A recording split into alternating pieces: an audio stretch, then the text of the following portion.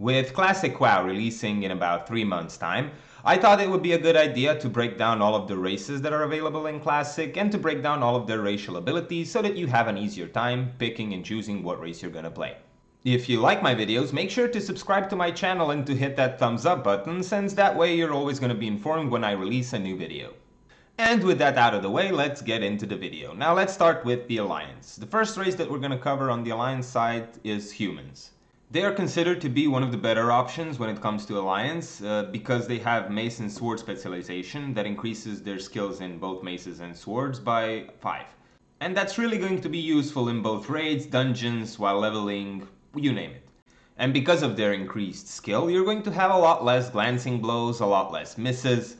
It's going to be easier for you to reach that hit cap, and because of it, you're just going to be doing more damage. Their next racial ability is Diplomacy, that increases all of your reputation gains by 10%. This is going to be really useful while farming because a lot of great gear is actually locked behind reputations. And with the 10% increase, you're just gonna have an easier time farming all of that up. In addition, they also get Human Spirit, that increases their spirit by 5%. This can be really good for priests since their mana regeneration is going to depend on their spirit. And their last racial is Perception, an ability that increases your stealth detection for the next 20 seconds. And this can be really useful in PvP when you're dealing with a druid or a rogue. It can really help you out. Humans are considered to be one of the best races for warriors, rogues, paladins, and priests. And while they are good for both mages and warlocks, I think there are better options on the Alliance side when it comes to those two classes. Next up, we have Dwarfs. Their first racial ability is the ability to track treasures. And that's definitely going to help you while farming that gold for maybe a mount or whatever you're farming for. They also have access to Stone Form, that is a spell that when it's activated, it dispels all bleed, poison, and disease effect and makes you immune to those effects for the next 8 seconds. And in addition to that, it also increases your armor by 10%. This can be pretty useful in both PvE and PvP, since it can help you get rid of all of those pesky bleed, poison, or disease effects. Their next racial is Frost Resistance, an ability that increases your resistance to frost magic by 10. Now this is nothing special, but it is going to help you out a bit once Naxxramas comes around and once you need to start gathering that frost resistance gear. And lastly, they have Gun Specialization, an ability that increases their skill with guns by 5, and this can be useful for hunters, I guess, although Night Elves seem to be a more popular solution when it comes to hunters. Now, depending on what you want to do, Dwarves are considered to be one of the better races for PvP. Additionally, if you decide to roll a Dwarf Priest, you're gonna get access to their special priest-only racial, which is Fear Ward, which can really be useful in some PvP scenarios. So if you decide to do PvP and you actually want to roll a priest, Dwarf is your best bet. And for our next race, let's talk about Night Elves. Now when it comes to Night Elves, they don't really have anything special when it comes to racials, and they are usually the least popular option in the Alliance side. They get Shadow Meld, an ability that lets you turn invisible, but you cannot move or do anything while you're stealthed because that's gonna break your stealth. Now, I don't know how it's gonna work in Classic, but at the moment you can actually use Shadow Meld to drop all of your threats, so it might turn out to be quite useful DPS cooldown. Additionally, they get Quickness, an ability that increases their dodge chance by 1%. Now, this can be useful for tanks, I guess, but that sword or mace specialization that humans have is just gonna be much better when it comes to tanking itself. They also get Nature Resistance, a racial ability that increases their resistance to nature damage by 10. This can be useful in AQ, but apart from that, it's really not that interesting. And lastly, upon dying, they don't turn into their normal ghost form, but they actually turn into a wisp. The wisp is going to move 50% faster, and it's going to save you some time while leveling, but apart from that, it's not really that useful. So in general, Night Elves aren't really that popular, but when it comes to either Druids or Hunters, they are your best option. Druids because they're only available for Night Elves, and Hunters because Night Elves' base agility is the highest. And lastly, we have Gnomes. They are considered to be one of the better options for the Alliance side when it comes to caster DPS, just because they have access to Expansive Mind, which is a trait that increases their intellect by 5%.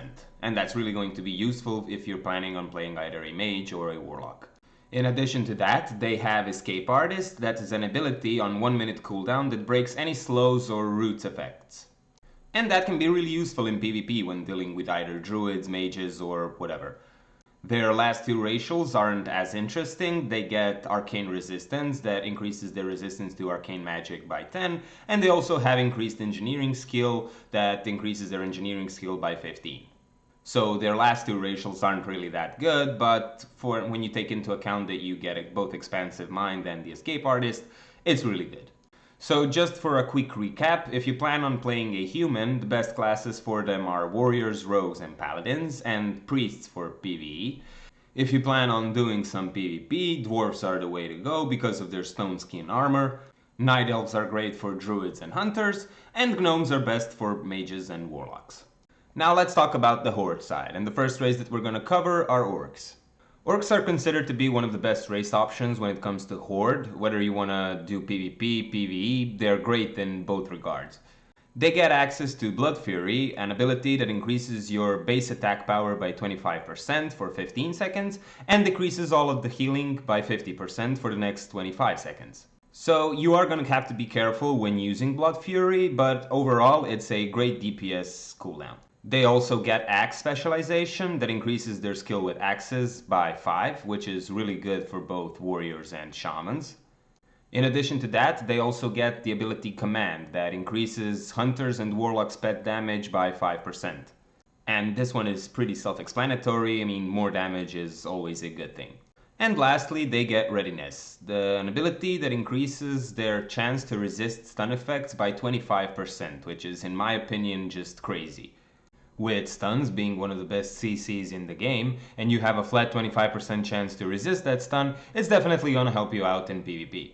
And when it comes to best race class combo for orcs, warriors and rogues are gonna be an absolute beast, with hunters and warlocks following.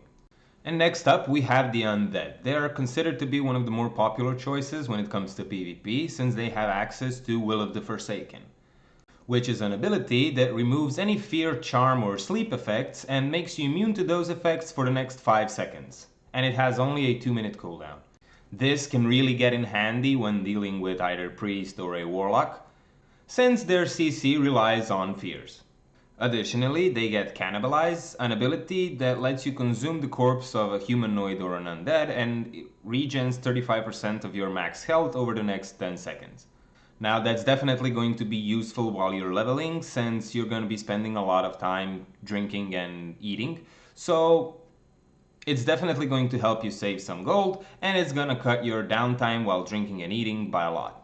Their last two racial abilities aren't really that interesting. They get Underwater Breath that increases the amount of time that they can spend underwater by 3 times, and they get Shadow Resistance, which in my opinion isn't really that useful. Now when it comes to class race combos, all of the classes that are available for Undead are kind of viable since they have really strong PvP racials. Although when it comes to PvE, you're probably going to be better off by choosing either an Orc or a Troll. Okay, now let's talk about the Tauren. They aren't really that popular of a pick when it comes to Horde side, although they do have some quite useful racials. War Stun, for an example, is an ability that stuns up to 5 enemies in an 8-yard radius, which can really be useful in any possible scenario, be it dungeons, raids, PvP, while leveling, you name it. They also get a passive ability called Endurance that increases their total stamina by 5%. And this can actually get pretty useful while in PvP or maybe while tanking. It has its benefits. They also get Nature Resistance, same as Night Elves, that increases their resistance to nature magic by 10, which can, I guess, also be useful in Encourage. And lastly, they get Cultivation, another passive ability that increases their Herbalism skill by 15. Which can be okay, I guess, if you actually decide to go herbing, and since you have a lower chance to fail harvesting the plant, it's definitely gonna save you some time. And finally, we have Trolls. They are considered to be one of the best races when it comes to caster DPS and tanking. They get an ability called Berserking that increases your casting or attack speed by either 10, 20 or 30% depending on how much HP you have left. That effect lasts for 10 seconds and it is on a 3-minute cooldown. The way it works is that the lower HP you have means that you get more attack speed. So if your HP is full, you're probably going to get 10% increased speed. And if you have less than 20% of HP, you're probably going to get 30% increased speed. This can be really good for casters since you get your own mini bloodlust, and it can be really good for tanks since the more hit you actually land on your target, the more rage you're generating, and then you can just generate more threat overall. They also get bow and thrown weapon specialization, which increases their skills with bows and thrown weapons by 5. Now, bow specialization can be good for hunters, I guess, but thrown specialization is pretty useless.